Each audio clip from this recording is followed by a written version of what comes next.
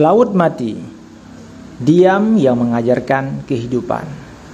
Di sebuah sudut bumi yang sunyi dan mengandung misteri, terhampar sebuah laut yang tak seperti laut-laut lainnya. Ia tidak berombak riuh, tidak menyambut kapal dan pelukan garangnya, dan tak ada ikan yang menari di dalamnya. Namanya laut mati.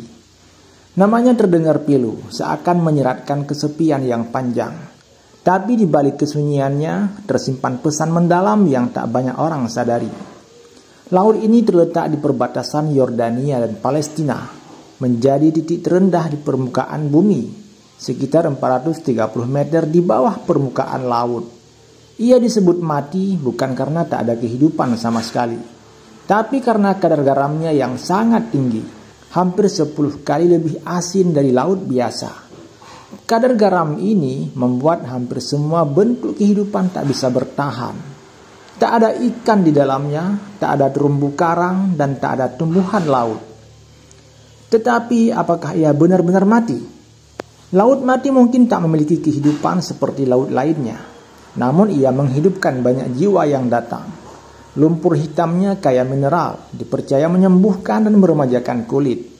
Airnya menjadi obat bagi mereka yang mencari kesembuhan alami. Bahkan keajaibannya telah menarik perhatian manusia sejak ribuan tahun silam, dari zaman para nabi hingga era modern sekarang ini.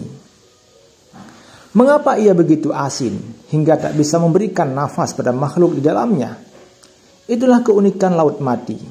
Ia menerima aliran air dari sungai Yordan, namun ia tak punya muara. Tak ada tempat untuk mengalirkan airnya kembali.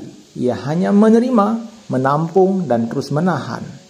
Dalam keterbatasannya untuk memberi, air menguap karena panasnya matahari gurun, dan garam pun tertinggal. Dari waktu ke waktu, rasa itu menumpuk menjadi pahit, menjadi berat, dan akhirnya menjadi mati. Begitulah pelajaran diam yang diajarkan. Saat kita hanya menerima dan tak pernah memberi, hidup pun perlahan kehilangan maknanya. Hati yang hanya ingin dipenuhi tapi enggan berbagi akan menjadi seperti laut mati. Penuh tapi kosong, luas tapi hampa. Dalam kehidupan, keberkahan sejatinya terletak pada aliran pada pemberi, berbagi, dan saling menghidupkan. Keberkahan sejatinya terletak pada aliran pada memberi, berbagi, dan saling menghidupkan. Laut mati mengajarkan bahwa menjadi hidup bukan hanya soal bernafas, tapi soal memberi manfaat. Ia menjadi cermin bagi kita, bahwa jika hidup hanya tentang menampung, tanpa menyalurkan, lambat laun kita akan terjebak dalam kesepian yang dalam. Dan dari sanalah kematian hakiki perlahan menyusup, bukan di tubuh, tapi di jiwa. Tetapi lihatlah betapa Allah maha bijaksana. Meski disebut sebagai laut mati, laut ini tetap berguna. Ia menyembuhkan, ia menenangkan, ia menjadi saksi bisu atas sejarah yang panjang.